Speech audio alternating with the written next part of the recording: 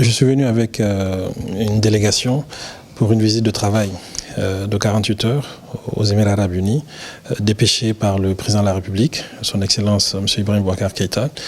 pour, d'une part, toujours dans la dynamique de renforcement de notre partenariat avec les autorités émiraties, de les remercier déjà pour toute la bienveillance que les autorités émiraties ont eu à l'égard du Mali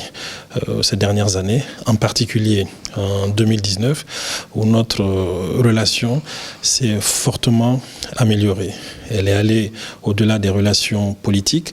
pour toucher des relations et un partenariat d'ordre économique. Et ce partenariat d'ordre économique s'est manifesté par un appui budgétaire que les Émirats Arabes Unis nous ont fait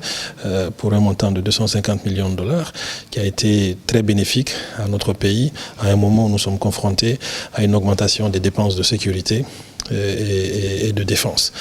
Le partenariat économique s'est aussi matérialisé par un appétit plus important des investisseurs émiratis en l'endroit du Mali pour des opportunités dans le secteur des mines, dans le secteur de l'énergie. Et aujourd'hui, avec cette visite, un appétit assez poussé pour le secteur du transport, notamment du transport aérien, qui devrait pouvoir se concrétiser dans quelques semaines, voire dans quelques mois au plus tard. Et aussi le secteur de l'agriculture, en particulier l'agro-industrie. Donc l'objet de ma visite, c'était de remercier les autorités émiraties pour cet intérêt et cette confiance à l'endroit du Mali, et ensuite discuter des perspectives en termes de coopération entre nos deux pays, toujours dans l'optique de renforcer cette coopération-là davantage.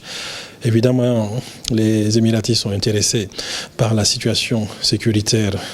au niveau de notre pays et du Sahel de façon générale. On en a profité, à la demande du président de la République du Mali, de leur faire un point sur la situation sécuritaire de notre pays et du Sahel, et de voir dans quelle mesure les Émiratis pourraient continuer leur aide dans ce domaine. Le président de la République du Mali est très concerné par la protection de nos soldats qui sont sur le théâtre des opérations, et la protection physique de ces soldats-là et la protection de leur vie. Nous avons perdu beaucoup de soldats ces derniers temps, et nous souhaitons de plus en plus éviter d'autres pertes. Cela va nécessiter un appui important en termes de couverture aérienne, donc d'acquisition de vecteurs aériens supplémentaires, des hélicos, de combat et puis de transport. Les Émiratis sont disposés à nous aider dans ce sens-là. Cela va nécessiter l'acquisition de véhicules, de plus de véhicules blindés pour nos forces de défense et de sécurité sur le théâtre des opérations. Et là, cette visite nous a permis de conclure déjà quelques avancées notoires avec les Émiratis. Ils se sont engagés à nous livrer en don, dans les meilleurs délais, une trentaine de véhicules de type blindé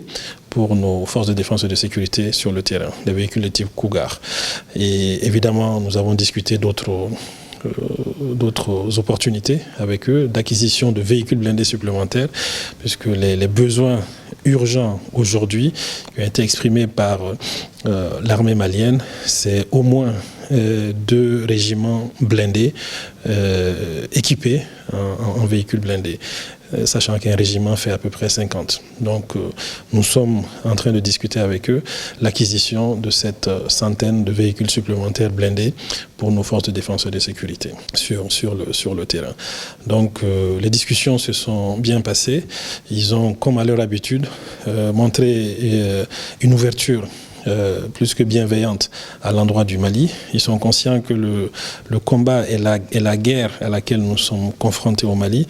n'est pas qu'une guerre pour le Mali ou pour la défense du territoire malien. C'est une guerre plus globale de lutte contre le terrorisme, et un terrorisme qui a des chances, si il n'était pas maîtrisé et combattu férocement déjà au Mali pourrait atteindre d'autres pays, non seulement de la sous-région, mais du monde. Donc c'est dans une guerre globale que nous sommes et ils en sont très conscients, ils sont très disposés à nous aider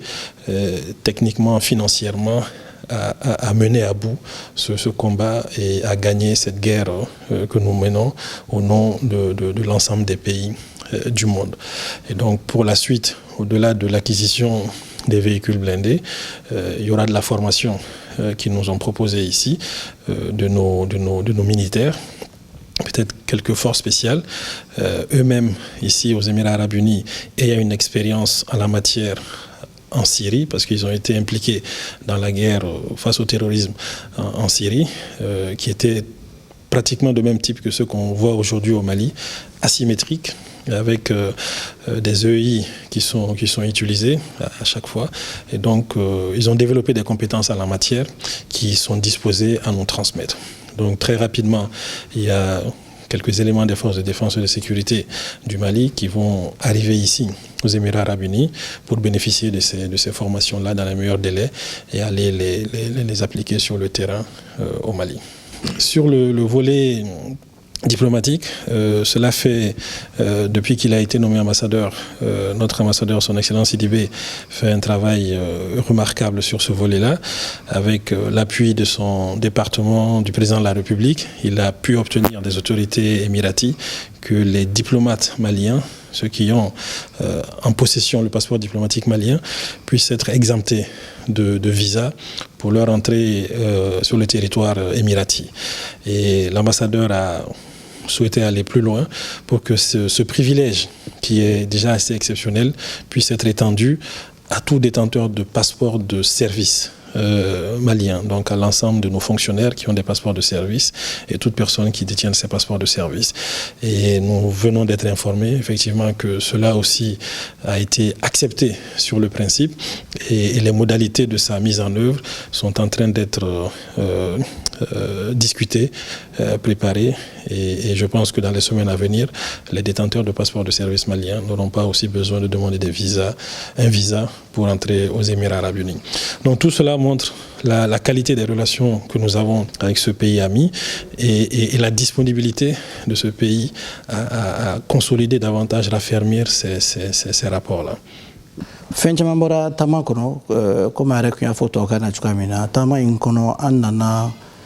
ka foli bila fɔlɔ ka foli bila parce que mɔgɔ i b'i nin dɔn n'i bɛ gɛlɛya de la donc n'i bɛ gɛlɛya la i bɛ se k'i nin compter mais o y'a yira n na k'a fɔ olu n'an bɛɛ ye kelen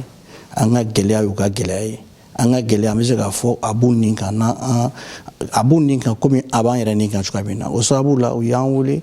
ka na k'a fɔ an ɲɛna k'a fɔ u bɛ na kɛlɛkɛminɛn d'a ma n'o ye bolifɛn girinmanw ye k'a fɔ u b'o 30 di an ma k'an dɛmɛ an t'a sara o y'a d'an ma de o y'u ŋaniya yira ye donc o bolifɛn 30 o bɛ na taa Mali la très bientôt. Maintenant ensuite o y'a yira k'a fɔ an ka diplomatiw ka passeport u bɛ voyager ni document min ye o kun catégorie kelen dɔrɔn de tun b'a sɔrɔ. Donc an y'a ɲini fɛ u ka jija ka na passeport de service fɛnɛ la o y'o fɛnɛ yamaruya d'an ma bi k'a fɔ u bɛ o fɛnɛ bila o fɛnɛ bolosen kelen kan pour que olu fɛnɛ ka se ka na jamana in kɔnɔ ka sɔrɔ u ma visa ta o sen fɛn fɛnɛ o y'a yira n na k'a fɔ u ye invitation ci président de la République ma comme invité d'honneur a ka na kalo wɛrɛ nata yanni nɔ Abu Dhabi conférence dɔ b'u bolo yanni nɔ donc o invitation u y'o ci président ma donc vraiment pour que a ka na o bɛɛ b'a yira de k'a fɔ nin kanu bɛ yen donc ni kanu bɛ ko la foyi t'o ɲɛ o ɲɛ donc o ye ko min ye f'an ka ko minɛ ni barika ye ni mɔgɔ y'a yira la k'a fɔ vraiment i ye n dɔ ye a tigi y'i san adamadenya la.